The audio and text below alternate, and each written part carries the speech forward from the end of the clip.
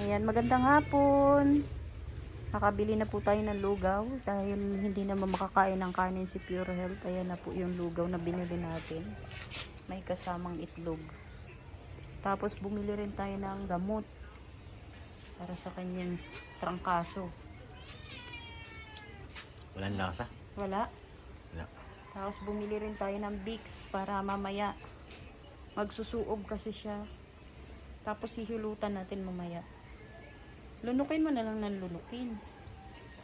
Ayan eh. Dinayo pa namin yan. Pilit siyang nag-drive para lang makabili ng lugaw. Damay pa yung dalawa oh. Tapos mamaya magluluto tayo ng ng sinabawan. Para may sabaw siya mamaya. Lunukin mo na lang ng lunukin. Ate, masarap? Masarap daw yung lugaw eh. Walang lasa eh. Buhok mo. Magpagupit ka ulit. Para ka talaga may sakit na Ramdam ay. Ramdam yung sakit. Hindi na ako nagluto kasi may nabibili naman eh. Lugaw. Hindi kayang ubusin eh. Hindi lugaw ang kinuha ko. May mami doon. Gusto mo, sa'yo na lang. Hala. Oh, ito yung sa mga anak ko, lugaw. Nadamay pa sila. Ito naman yung sa akin, mami. Tapos, bumili rin tayo ng siopaw. Ayan. Siyempre, 4 kami. Kaya tiga isa. Ito, kayo dyan.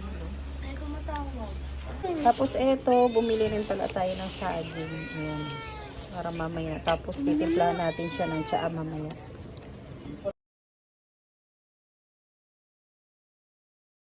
Ayan, magsi 7 o'clock na po. 3 minutes na lang. Ito, magluluto po tayo ng patola. Lalagyan natin ng miswa.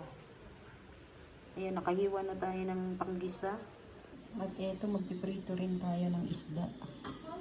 Ayan, magluluto tayo ng patola para makahigop ng sabaw si Pure Health. Ito na, nakaluto na tayo. Ito na po yung pritong isda. At ito naman po yung patola na may miswa. Ang paluto na rin po yan, kaya pwede nang kumain si Pure Health lalo na. Ayan, dahil luto na, gigisingin na natin si Pure Health para makakain. At kailangan niyang kumain bago uminom ng gamot. Ayan, kakain na po kami. Alas 9 na ng gabi. Miswa. Patola na may miswa. At saka, ito yung isda. Kaya tamad naman. Tapos may saging. Ha? Kaya mabait. Kunti lang naman yan. Para uminom ka lang ng gamot pagkatapos. Ano, mapait? Ano masabi? Magsaging ka. Ayan po yung niluto natin. Patola. Na may miswa, konting anghang. Tapos may prito rin. Ayan, kain na po tayo. Kumain ka na dyan, tapos pagkatapos yan, inom kang gamot. Tapos haplasan kita dun sa likod. Ayan, kain na. Ano nang gagawin mo?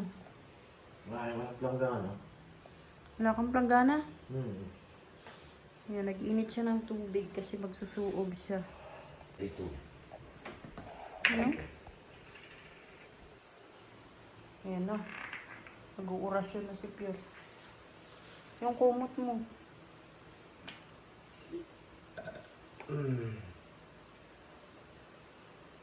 Okay na yan. Marami na yan.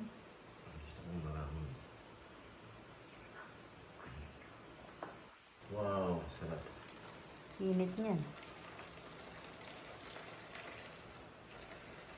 Kumot mo. Good. Kumot. Yung snowbird. Okay na yan. Maanghang na. May kumot na. Ito nga, binibigay ko sa iyo. Itakip mo. Ayan na. Nagtaklob na siya ng kumot. Hanggang sa matanggal yung init, di ba, Pure?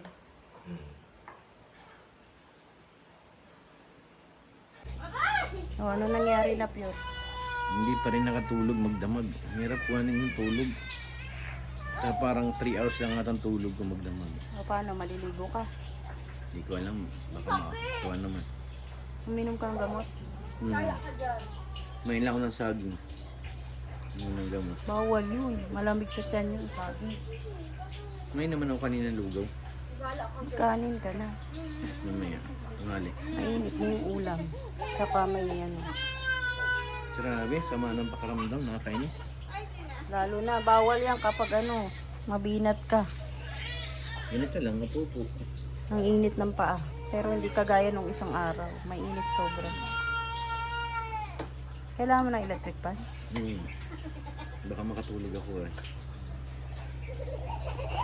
Habang nandito si Mayuni. Mayuni! Kamusta na si Mayuni? Naiinis na si Mayuni. Ano nangyayari sa'yo, bebe? Hala, kawawa naman. Hala, tingnan mo yung mukha. Oh, hala. Ate, anong gusto? Mapakarga. Okay na yan ah. Hala, ang galing umarte ni Mayuni. O, singor.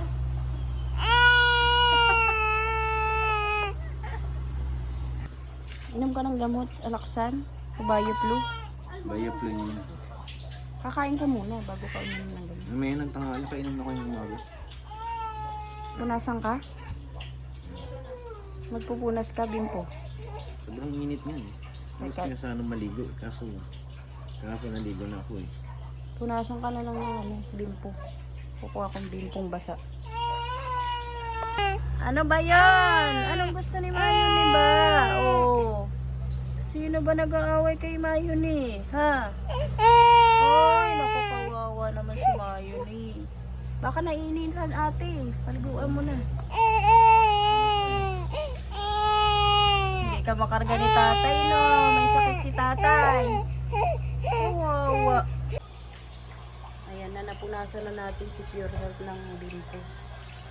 Mainit na naman yung kamay mo, Pure.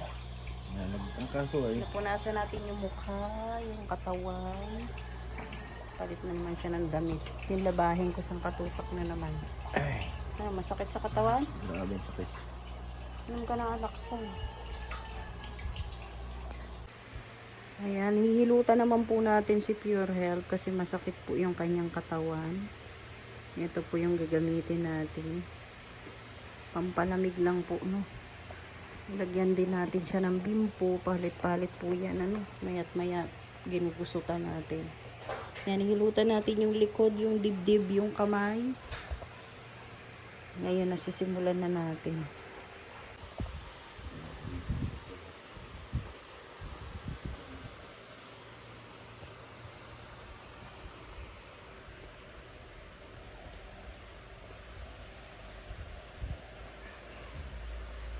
Ano rin masabi sa akin yun?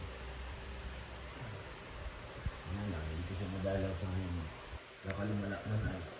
Good evening. 6:15 na po ng gabi. Ayan, magluluto tayo ng tinola na walang malunggay. Ito na po yung manok.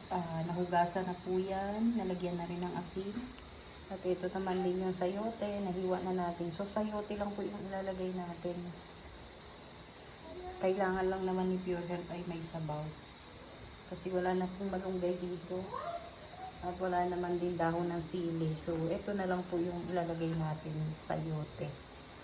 So, ngayon, magigisa na tayo. At ito na, nakaredy na yung ating panggisa. At ito na rin yung ating kaserola na paglulutuan ng manok na may sabaw para kay Pure Health. Para makahigop siya ng sabaw. Kasi wala siyang panlasa. So, mas maganda kung may sabaw ang pagkain.